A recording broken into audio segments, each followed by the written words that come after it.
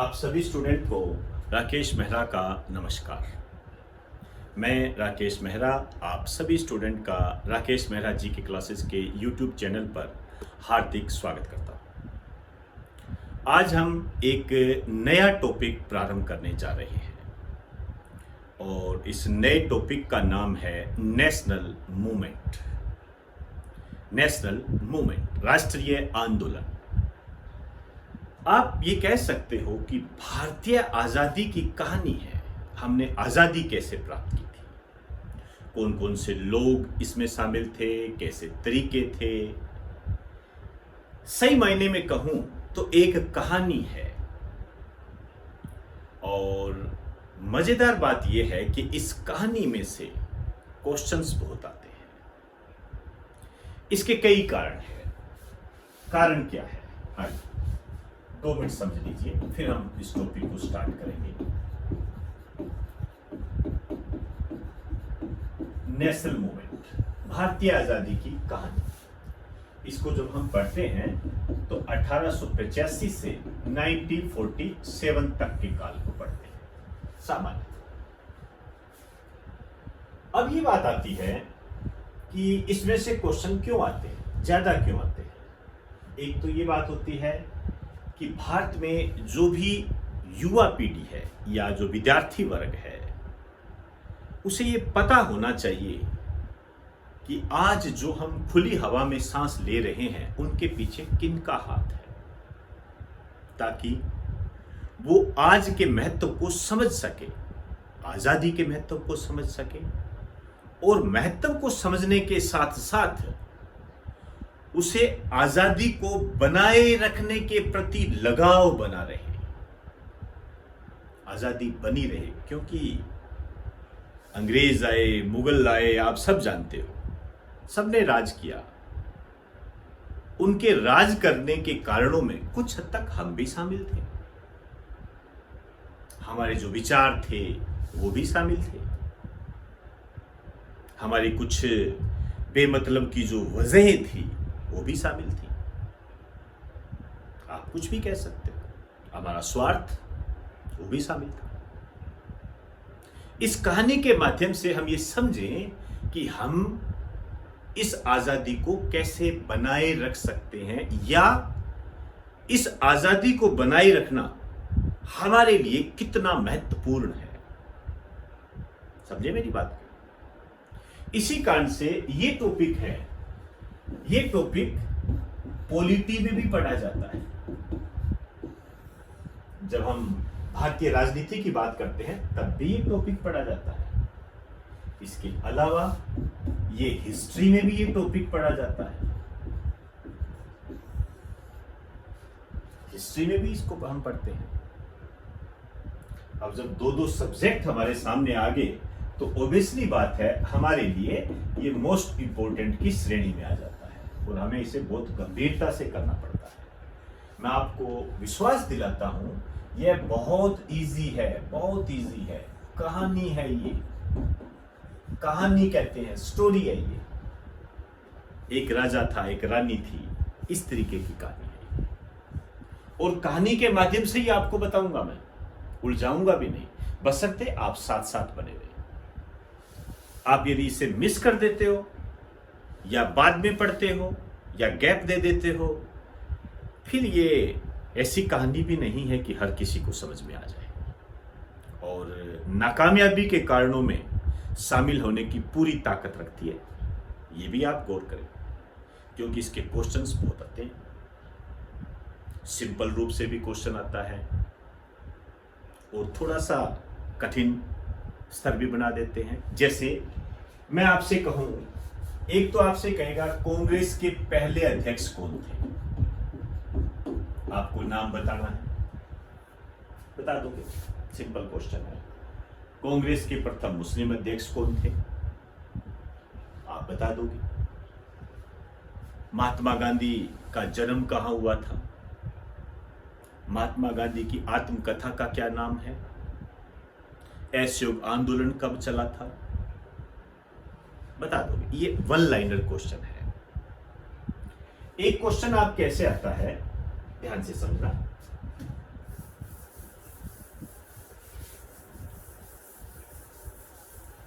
आपसे क्या कहता है वो? आपसे ये कहता है भगत सिंह को फांसी,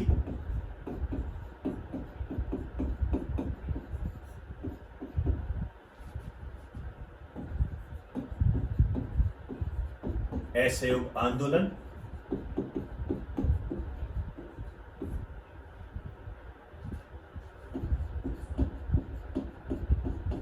तीसरा दिल्ली दरबार,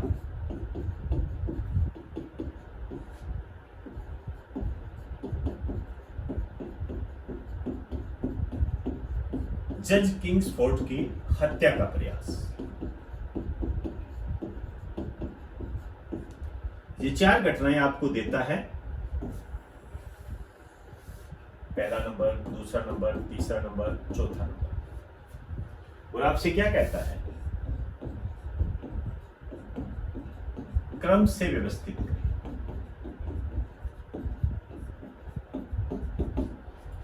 कहने का मतलब है कि भारतीय इतिहास में या नेशनल मूवमेंट के दौरान ये चार घटनाएं घटित हुई थी।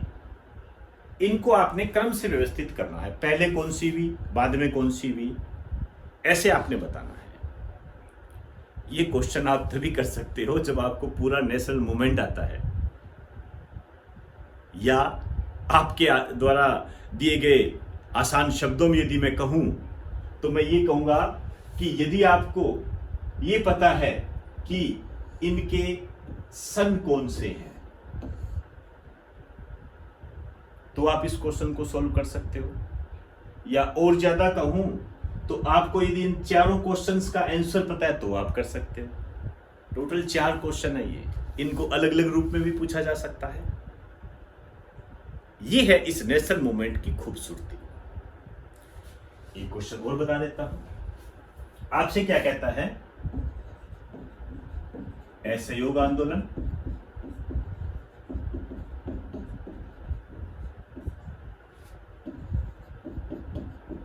अगस्त क्रांति,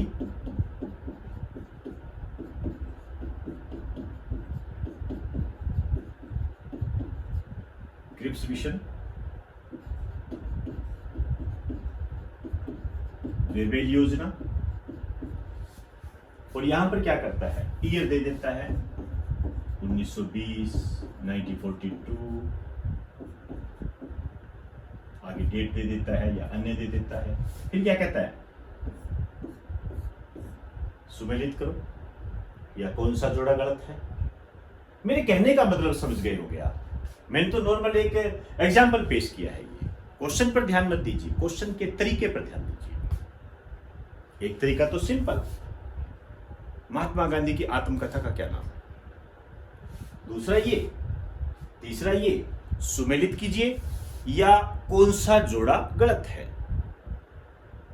इस टाइप के क्वेश्चन बनते हैं, जिसमें सबसे इंपॉर्टेंट क्वेश्चन जो बनता है वो ये है, इस टाइप। ये टाइप इंपॉर्टेंट है।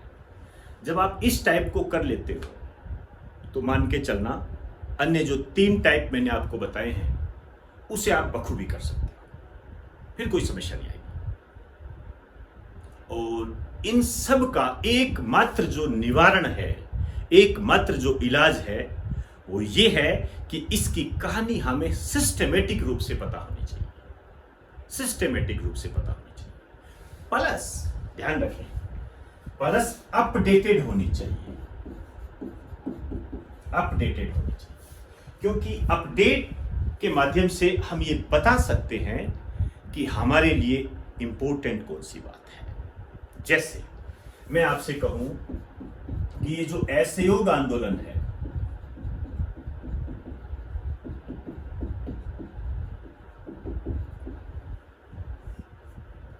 वो 1920 में प्रारंभ हुआ था, तो अपडेट क्या है? 2020 में 100 वर्ष पूर्व।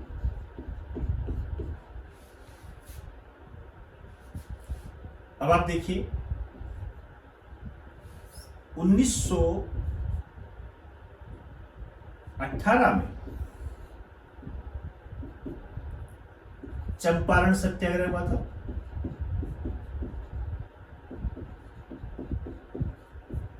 वो था ना चंपारण सत्याग्रह। और 2018 में इसके 100 वर्ष पूरे हुए। अब आप क्या करो, आज चेक करना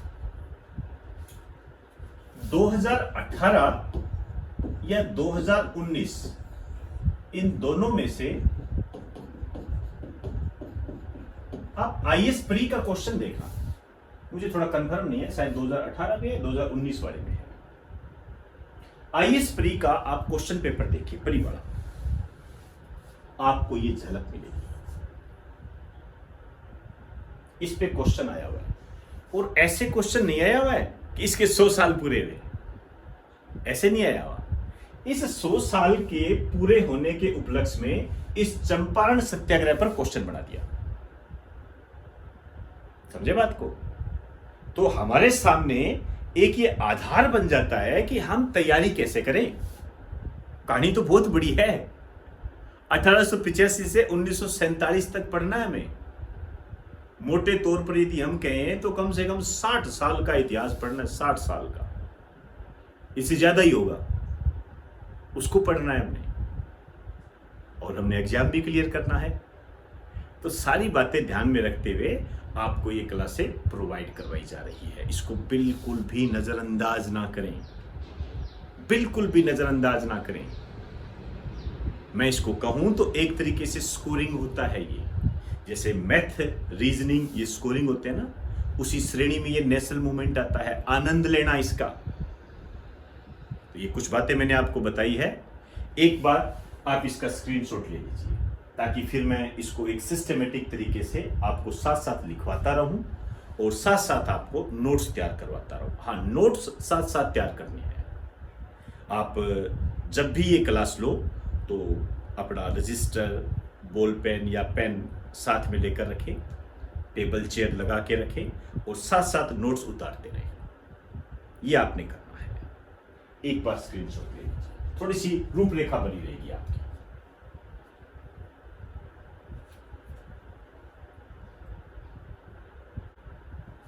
आइए भारतीय आजादी की कहानी का प्रारंभ करते हैं।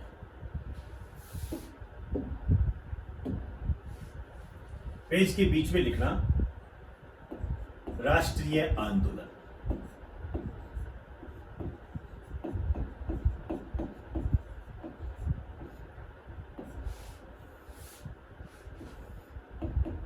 National movement.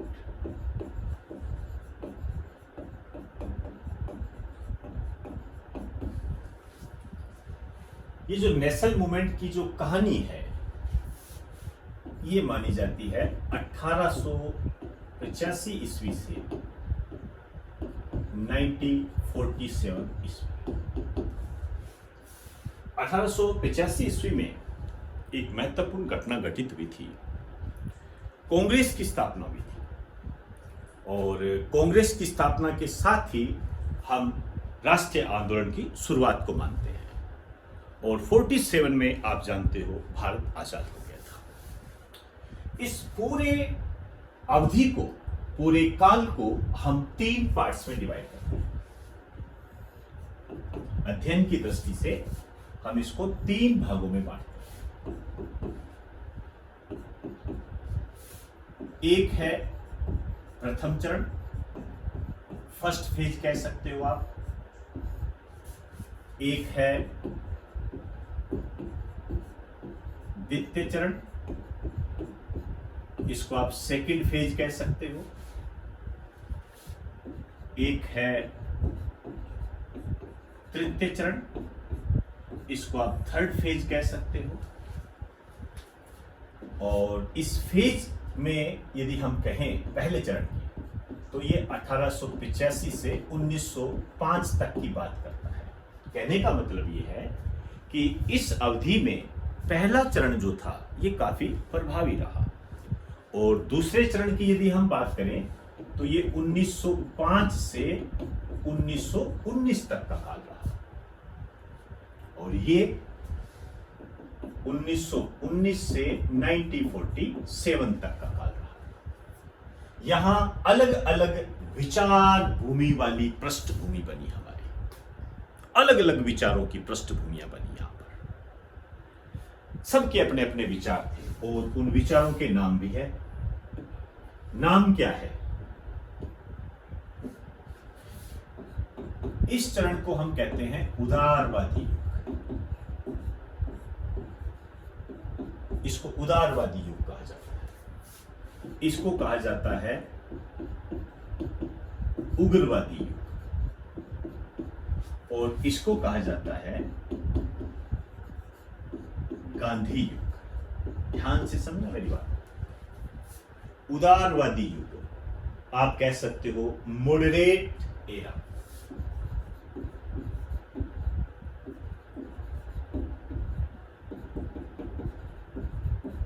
मॉडरेट एरा, उदारवादी। इसको आप कह सकते हो एक्सट्रीमिस्ट एरा।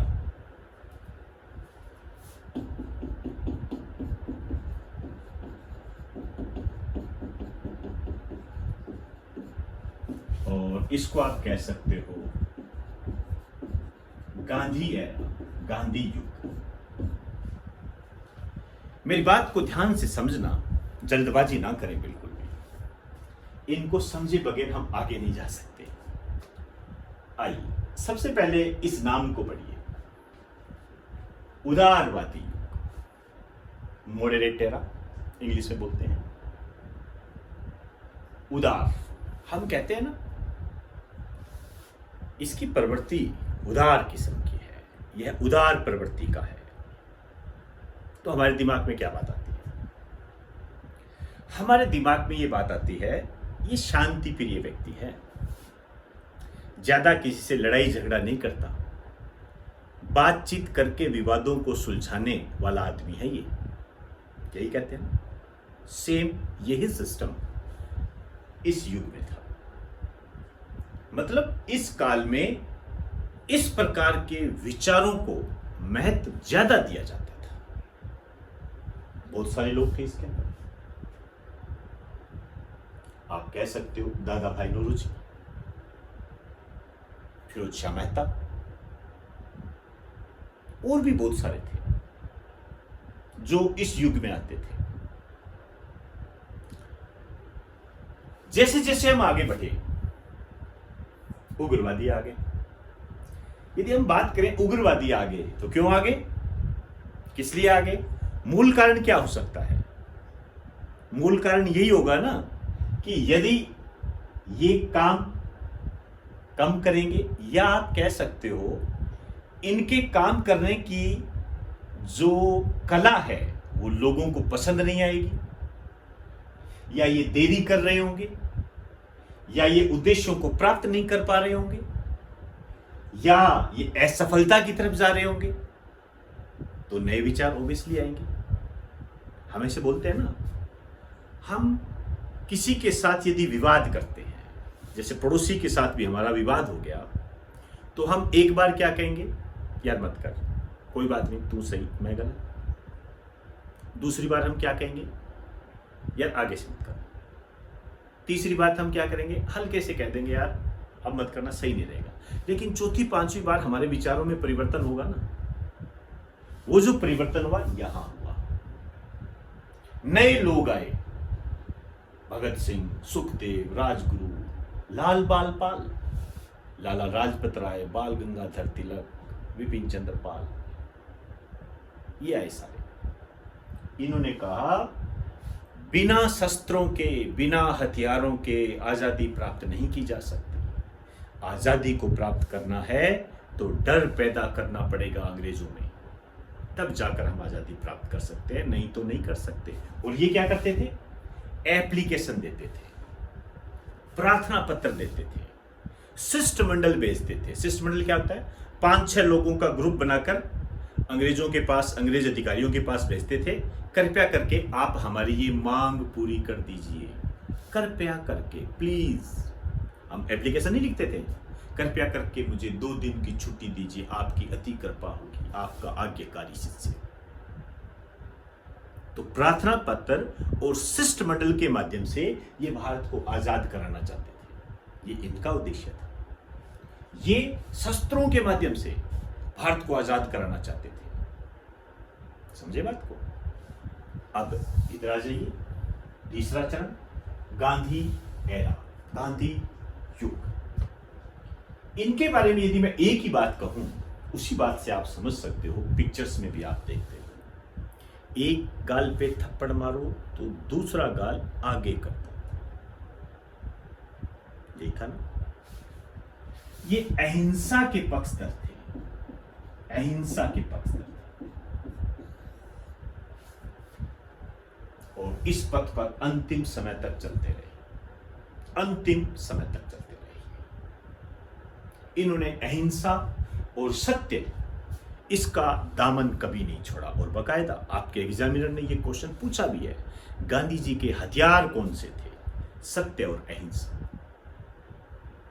तभी मैंने आपको कहा, इसको समझ के करना, जल्दबाजी ना करना। होता है ना, कई स्टूडेंट में जल्दबाजी होती है, जल्दी जल्दी फैक्ट मिले, हम याद करें, जल्दी जल्दी कोर्स कंप्लीट हो जाए। इन भावनाओं से दूर रहिए। वर्तमान में जो क्वेश्चन बन रहे हैं वो समझ वाले हैं। हल्की सी भी चूक आपको लक्ष्य प्राप्ति से रोक सकती है, हल्की सी चूक। इसलिए मेरी बात पर बहुत ही समझदारी के साथ गौर करना है। वक्त दीजिए, इसको समय दीजिए। ये गांधी युग था। आगे समझिए बात। अब लोगों का झुकाव कैसे हुआ, इसको समझिए थोड़ा सा, कैसे लोग इनके तरफ आए। मैं जनरल बात कर रहा हूं, लोगों की साइकोलॉजी, मनोवृत्ति के आधार पर बात कर रहा हूं। 1885 के काल में दादा भाई नौरोजी, फिरोज शाह मेहता, गोपाल कृष्ण गोखले, मदन मोहन मालवीय, ये उदारवादी नेता हुआ करते थे। ये आए और मैंने जैसे आपको कहा कि प्रार्थना पत्र और शिष्टमंडल के माध्यम से भारत को आजाद कराना चाहते थे, तो लोग इनके पीछे हो गए कि नहीं यार, आप सही हो, शिष्टमंडल में जाना है, बातचीत करनी है या धरना प्रदर्शन करना है, कर लेंगे, कोई बात नहीं, एप्लीकेशन ही तो देनी है, देके आ जाएंगे। तो लोग इन पर विश्वास करने लगे, इनके विचारों को मानने लगे।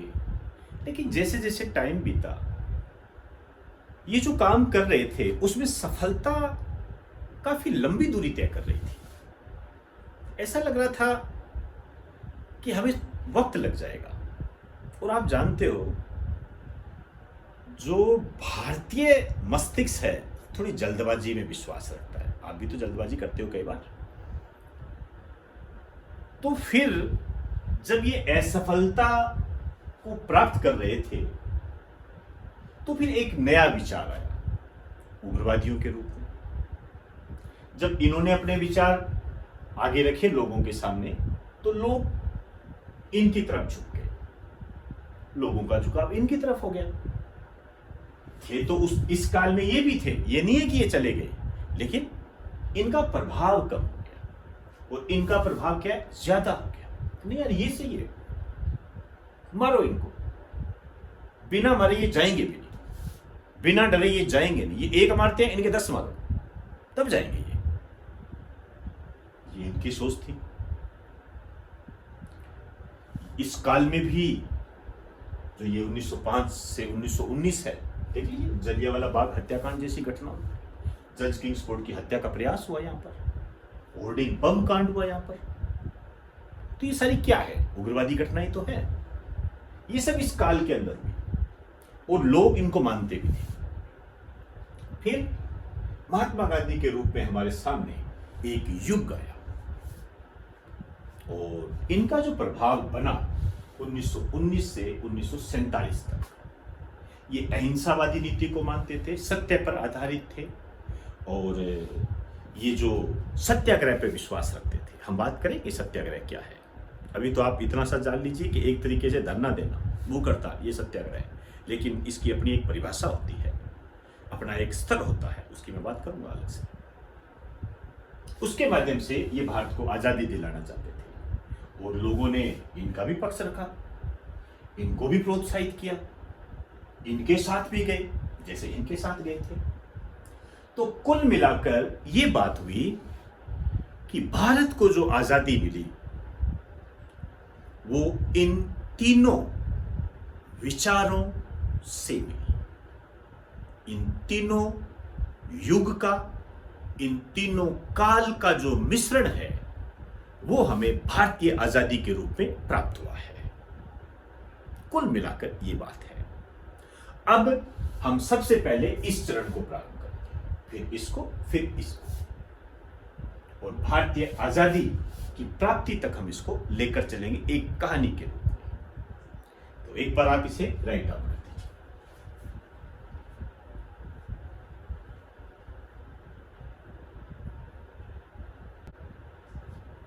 आइए स्टार्ट करते हैं प्रथम चरण को। हेडिंग डाल दीजिए प्रथम चरण।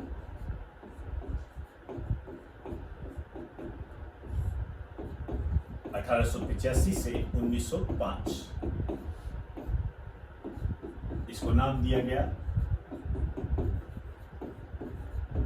मॉडरेट एरा, उदारवादी युग।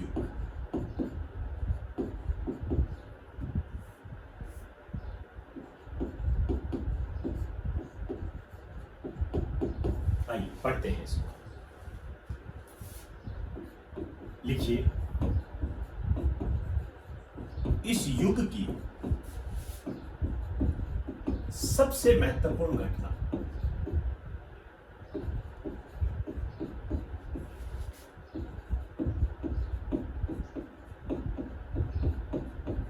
कांग्रेस की स्थापना थी।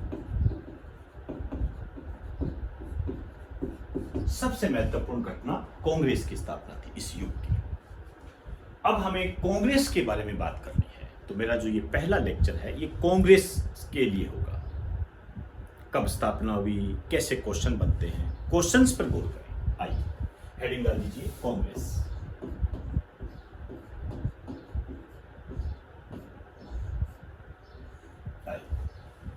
सबसे पहली बात तो ये जो कांग्रेस है इसकी स्थापना कब, 28 दिसंबर 1885। वास्तव में ये पहला अधिवेशन ही था और अधिवेशन में ही इसकी स्थापना हुई थी। अब आप देखिए,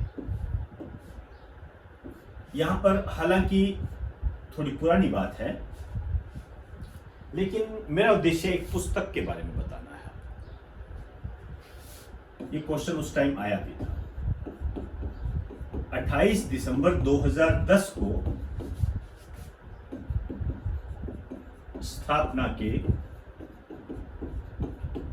125 वर्ष पूरे हुए। 125 वर्ष पूरे हुए। ये मायने नहीं रखता है क्योंकि यहां 2010 है, बहुत टाइम पहले की बात कर रहे हैं। लेकिन यहां पर क्या हुआ था, इस उपलक्ष्य में प्रकाशित पुस्तक, एक पुस्तक प्रकाशित हुई, वो आपने ध्यान में रखनी है।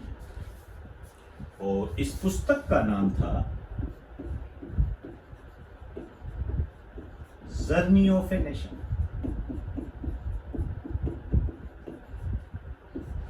Journey of a nation. इसके राइटर आपने ध्यान में रखने हैं आनंद शर्मा। ये क्वेश्चन आपके आया भी हुआ है, इसके राइटर रहे। अब मैं बात करूंगा इसकी स्थापना किसने की। तो इसकी जो स्थापना है ये एओ हयूम के द्वारा की।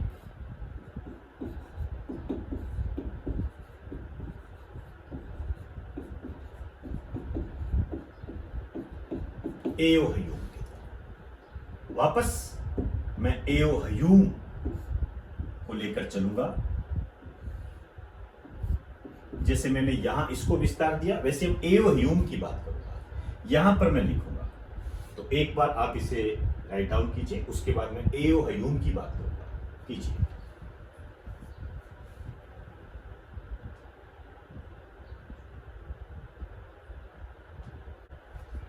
यहां पर लिखोगे आप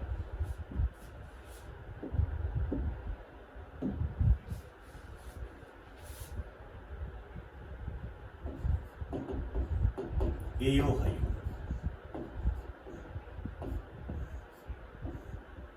एक तो इनका जो निक नेम है,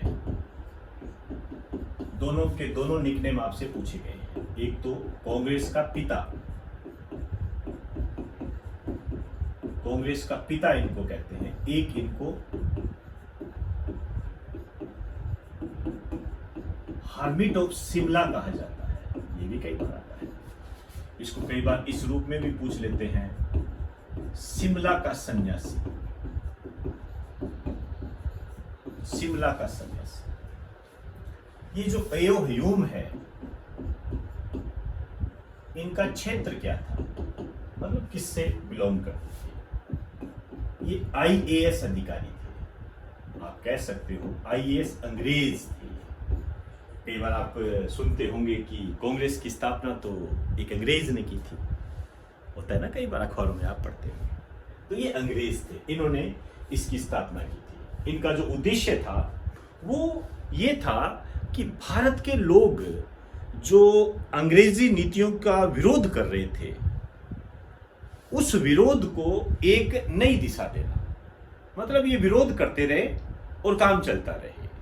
या आप कह सकते हो कि भारतीयों के द्वारा अंग्रेजों के खिलाफ जो विरोध किया जा रहा था, उसको शांतिपूर्ण तरीके से दबाना, कि हम विरोध को भी दबा दें और पता भी ना लगे, इसका उद्देश्य ये था। लेकिन इसी अंग्रेजों के उद्देश्य ने, ये जो अंग्रेजों ने उद्देश्य रखा था, वो ही इनके काल का ग्रास बन गया और कांग्रेस भारतीय आजादी को दिलाने में महत्वपूर्ण भूमिका में रही। ये आप भली भांति जानते हो। आईएएस अंग्रेज थे। एक ये ऑर्निथोलॉजिस्ट थे, ऑर्निथोलॉजिस्ट थे। ध्यान रखना, इन पर गौर करें। ये क्वेश्चन आए हुए हैं, एओ ह्यूम के बारे में कौन सा कथन गलत है, आया हुआ है। तो ये ऑर्निथोलॉजिस्ट थे, मतलब पक्षियों का अध्ययन करने वाले, उसको ऑर्निथोलॉजिस्ट बोलते हैं। आई, इन्होंने कांग्रेस की स्थापना की थी और ये कांग्रेस के प्रथम महासचिव थे। एक बात जो गौर करें आप, अभी मैंने आपको कहा था ना कि इन पर एक क्वेश्चन आया हुआ है कि एओ ह्यूम के बारे में कौन सा कथन गलत है। अब जो लाइन लिखा रहा हूं वो ही आया हुआ है, वो कथन गलत है। कांग्रेस की इन्होंने स्थापना की, संस्थापक थे कांग्रेस के प्रथम महासचिव भी रहे, लेकिन इन्होंने कांग्रेस के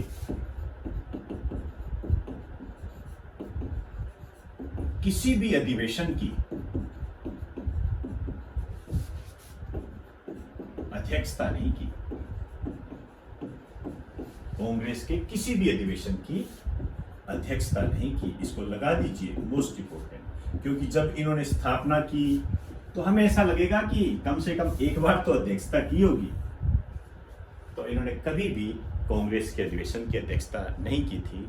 और क्वेश्चन जो बना हुआ है वो ये है कि एओ ह्यूम के बारे में कौन सा कथन गलत है। तो उसमें एक तो ये था कि ये ऑर्निथोलॉजिस्ट थे, तो कईयों का ध्यान तो यहीं चला जाएगा कि ये तो आईएएस थे, जबकि ये ऑर्निथोलॉजिस्ट भी थे। और जो उसके अंदर एक ऑप्शन दिया था वो ये था कि एओ ह्यूम ने कलकत्ता में कांग्रेस के अधिवेशन की अध्यक्षता की थी। ये गलत हो जाएगा, क्योंकि इन्होंने कभी भी कांग्रेस के किसी भी अधिवेशन की अध्यक्षता नहीं की थी। आइए अब हम बात करते हैं वापस एओ ह्यूम। कौन इसके एओ ह्यूम की जीवनी किसने लिखी? एओ ह्यूम की जीवनी का लेखक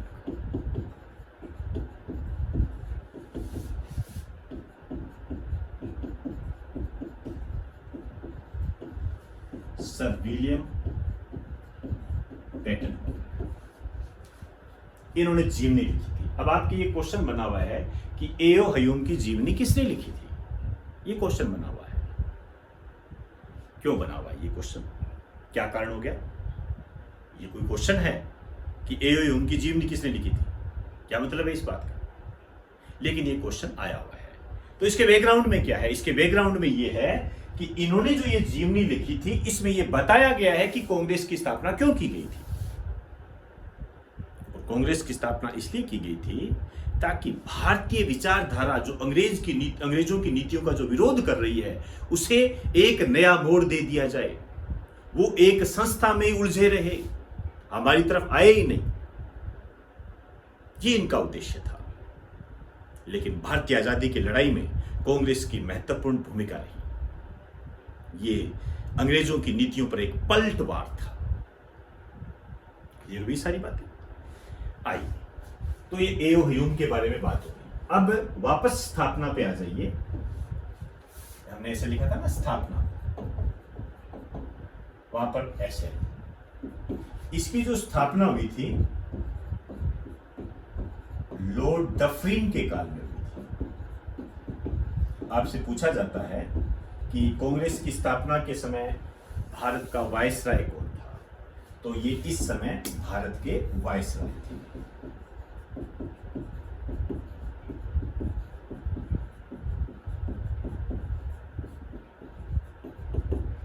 एक बार राइट डाउन कीजिए।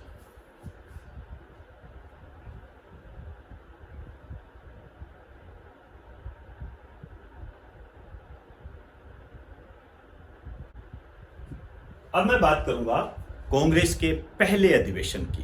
क्वेश्चन से भरपूर, विशेष का कोई भी ऐसा पॉइंट नहीं है जो आपके एग्जाम में नहीं आया हुआ। बहुत बार आते हैं। आइए कांग्रेस के पहले अधिवेशन पर चर्चा करते हैं। हेडिंग डाल दीजिए, कांग्रेस का पहला अधिवेशन।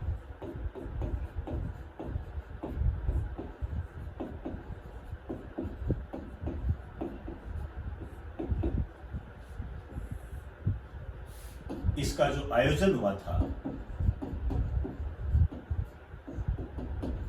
28 दिसंबर 1885 इसका आयोजन, और यहीं पर कांग्रेस की स्थापना हुई थी, आप जानते हैं। और जो स्थान था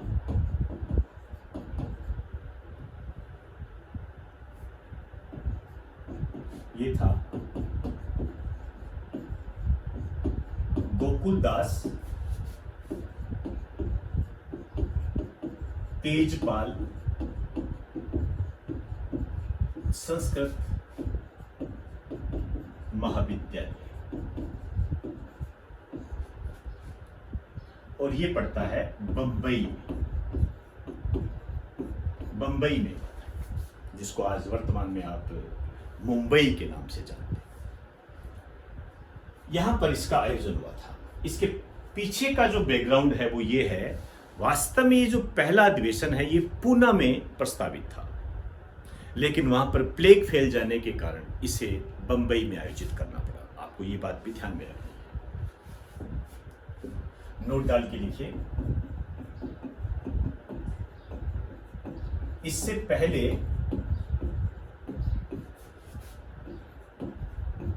यह है पूना। ध्यान रखें, वर्तमान में जो इसका नाम है वो पुणे है, पुराना नाम पूना है। जैसे बंबई पुराना नाम है, नया नाम मुंबई है। पूना में प्रस्तावित था।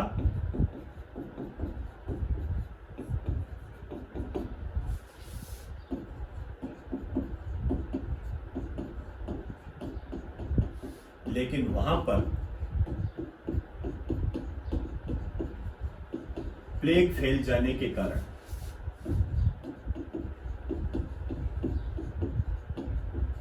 इसे बंबई में आयोजित करना पड़ा।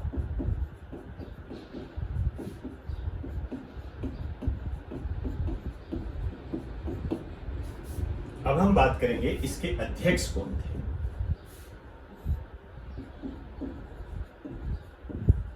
पूछा जाता है कांग्रेस के पहले अध्यक्ष कौन थे। ज्यादा शब्द इस्तेमाल करते हैं WC बनर्जी, वैसे इनका पूरा नाम है व्योमेश चंद्र बनर्जी। कई बार ये ऑप्शन में भी दे देते हैं, लेकिन मैंने देखा है WC बनर्जी ज्यादा ऑप्शन में देते हैं। अब हम बात करेंगे इस अधिवेशन में मुख्य क्या बातें थी? एक क्वेश्चन आपके आया हुआ है कि कांग्रेस के पहले अधिवेशन में कितने प्रतिनिधियों ने भाग लिया था? एसएससी में आया हुआ है। तो 72 प्रतिनिधियों ने भाग लिया था। तो पहला लिखिए,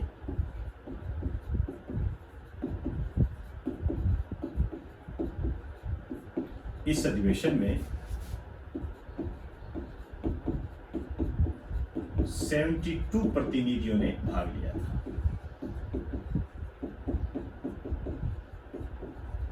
एक क्वेश्चन ये आया हुआ है कि कांग्रेस के पहले अधिवेशन में कौन से अंग्रेज अधिकारी ने भाग लिया था? तो लॉर्ड डफरिन ने भाग लिया था। देखिए, इस अधिवेशन में इसमें क्या है, मैं आपको बता दूं, थोड़ा सा लिखना ज्यादा होता है, ठीक है ना, साथ साथ समझ के भी करना है, लेकिन इसमें लिखना भी ज्यादा पड़ता है, पेन ज्यादा चलता है, इसके अंदर मैथ नहीं है। इस अधिवेशन में लॉर्ड डफरिन नामक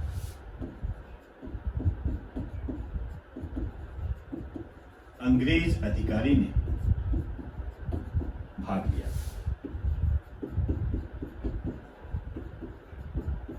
और भी कई बातें भी थी, मैं बात करूंगा तीसरे पॉइंट की, लेकिन एक बार आप इसका स्क्रीनशॉट ले लीजिए।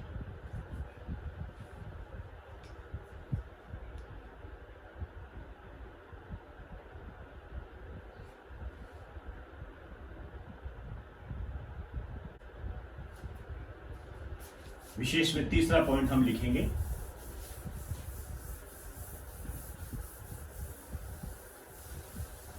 देखिए, ये जो कांग्रेस है, पहले इसका नाम भारतीय राष्ट्रीय संघ प्रस्तावित था, लेकिन दादा भाई नौरोजी के सुझाव पर इसका नाम बदलकर कांग्रेस किया गया था। अच्छा क्वेश्चन है, एक लाइन लिख दीजिए। इस अधिवेशन में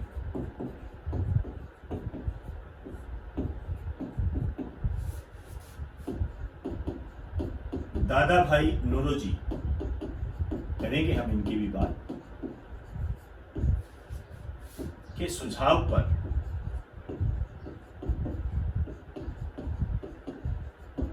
भारतीय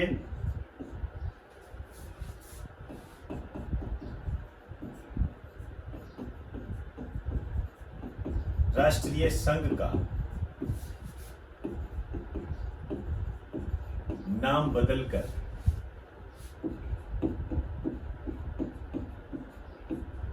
कांग्रेस किया गया।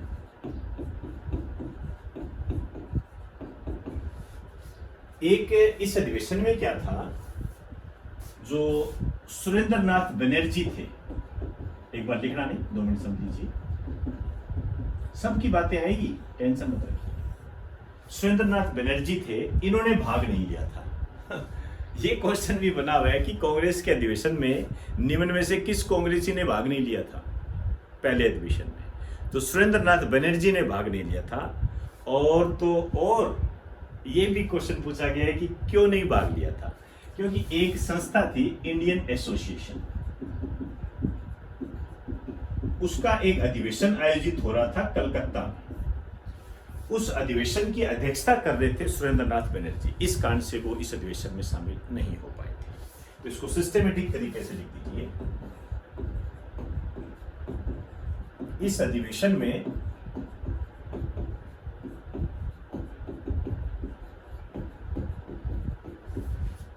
सुरेंद्रनाथ बनर्जी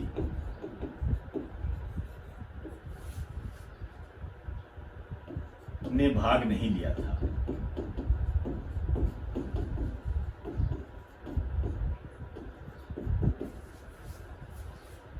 कारण,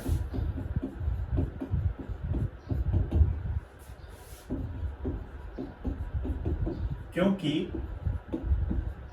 इस समय ये इंडियन एसोसिएशन के एक संस्था थी, मैं बात करूंगा कि दूसरे नेशनल कॉन्फ्रेंस की राष्ट्रीय अधिवेशन, ये कॉन्फ्रेंस है, ध्यान रखना, कांग्रेस मत कर देना, दूसरे नेशनल कॉन्फ्रेंस की कलकत्ता में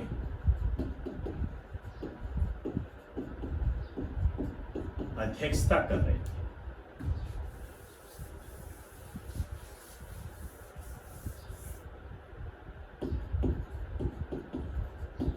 अध्यक्षता कर रहे थे, ये ध्यान रखना, अच्छा क्वेश्चन नहीं है, इसको बिल्कुल भी नजरअंदाज मत कर देना। एक जो प्रस्ताव पारित किए गए थे उनकी संख्या थी 9। तो ब्रिटिश सरकार के सामने इस अधिवेशन में 9 प्रस्ताव पेश किए गए थे। एक लाइन लिख लीजिए,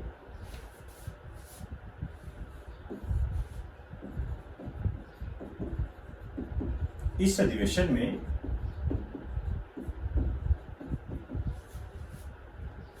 कुल 9 प्रस्ताव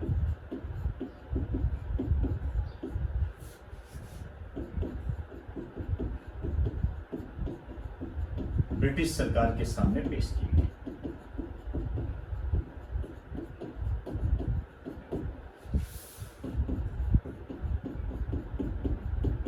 तो आपने ये ध्यान रखना है कि कितने प्रस्ताव सरकार के सामने रखे गए थे या ब्रिटिश सरकार के सामने पेश किए गए थे। तो ये टोटल 9 प्रस्ताव थे। तो ये पहले अधिवेशन की कुछ मुख्य बातें थी जो आपके क्वेश्चंस के रूप में सामने आती है। तो ध्यान रखें, कितने प्रस्ताव पेश किए गए थे, कितने प्रतिनिधियों ने भाग लिया था, कौन से अंग्रेज अधिकारी ने भाग लिया था, किसके सुझाव पर कांग्रेस नाम रखा गया था, कांग्रेस का पुराना नाम क्या था या प्रारंभिक नाम क्या था, कांग्रेस के पहले अधिवेशन की अध्यक्षता किसने की थी, ये सब क्वेश्चन आए हुए हैं, सब क्वेश्चन आए हुए हैं। तो मैं ये मान के चलता हूं कि आपके दिमाग में एक पिक्चर बन गई होगी कि मुझे इस टॉपिक की तैयारी कैसे करनी है। नहीं तो समय समय पर जैसे जैसे हम आगे बढ़ते जाएंगे आपको इसका ज्ञान होता रहेगा। एक बात राइट डाउन कर दीजिए।